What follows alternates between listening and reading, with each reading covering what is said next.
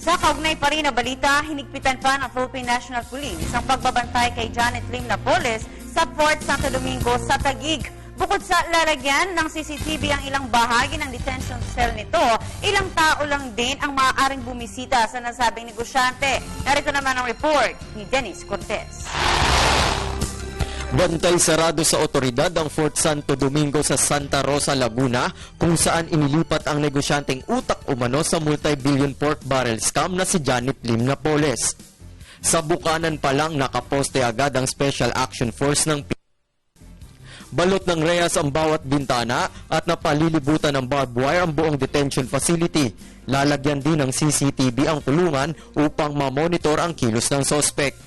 May mga idadagdag na rehas sa lugar at yung CCTV ay ikakabit. Giit ni Interior and Local Government Secretary Mar Rojas, walang special treatment na ibibigay kay Napoles. Hindi ito VIP treatment, no? Pero kinikilala natin na hindi siya pangkaraniwan na akusado. Tanging sa double deck na gawa sa bakal din mahihiga ang negosyante at walang air conditioner sa kanyang kulungan.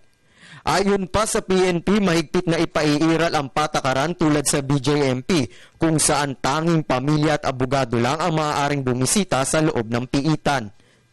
Hindi rin maaaring gumamit ng cellphone at anumang linya ng komunikasyon. Tanging plastic utensil lang ang maaaring gamitin ni Napoles at kung ano ang kakainin ng mga SAF trainees, ganun din ang sa sospek.